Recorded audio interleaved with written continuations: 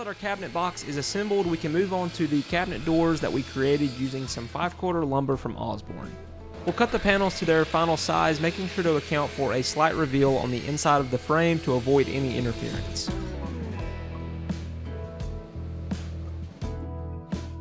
To correctly install the hinges for the Inset cabinet doors, we needed to add a mounting cleat on the backside of the face frame that will allow us to mount the hinges for a flush fit door. This installation process will vary slightly depending on the cabinet hardware that you use, so keep that in mind when selecting yours.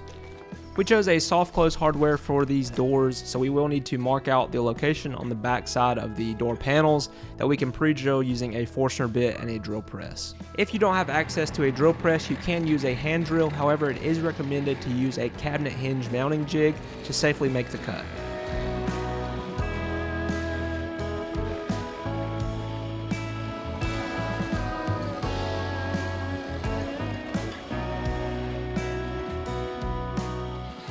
To install the hardware onto the cabinet, we can mark out and pre-drill the locations onto our mounting cleat, and then carefully install the mounting plate using the supplied hardware.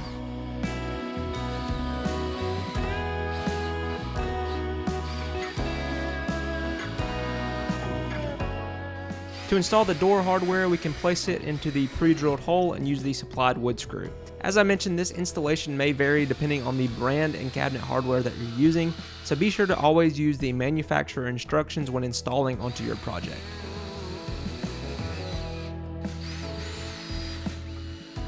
Once the hardware is installed, we can test fit the doors and adjust the fit using the adjustment screws on the cabinet hardware.